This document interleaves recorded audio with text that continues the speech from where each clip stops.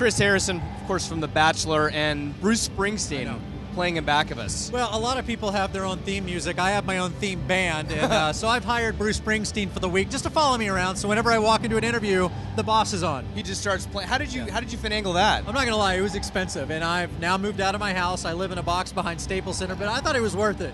I think it's definitely It's worth all about it. showmanship. All about showmanship. Speaking of shows, thank you so much for my entertainment every Monday night with me and my girlfriend. We sit and we watch the show, and I think I like The Bachelor better because these women I don't get, they're nuts, some of them. It's a phenomenal study in human behavior, isn't it? It really is. To watch these people, to watch them interact, to watch how it all, either melts down or goes on, it's amazing. And when you come on, it's never good news. Apparently, I'm like they call me the angel of death when I come in. I'm like, come on, it's not all bad.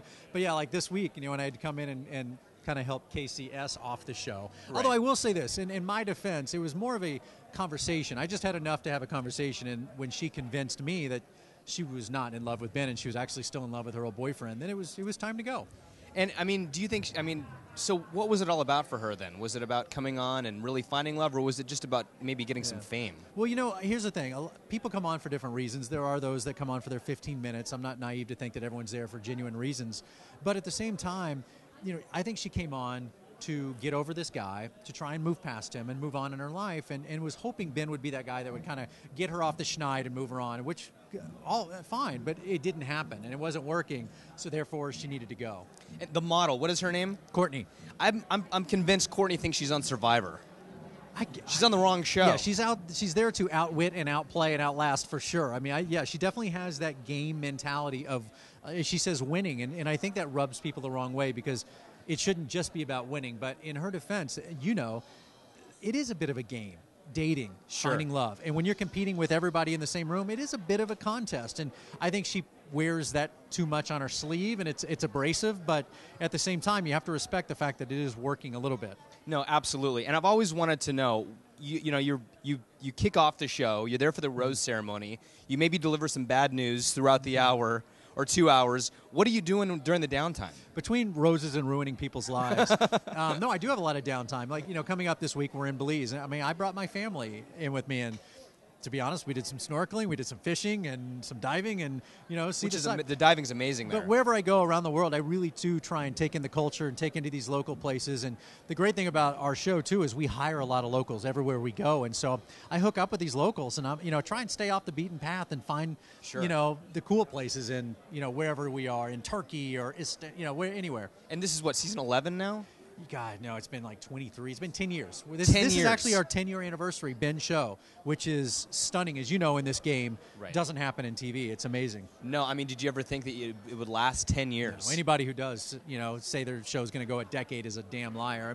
Whether it's Idol or Dancing with the Stars or whatever, all those shows were passed by somebody, fired by somebody, and then picked up, and then it takes off. You never know what's going to hit and then why it's going to resonate with somebody. And we have resonated with, we've now crossed that generation to where people that grew up on our show are now watching as adults, which is amazing to think.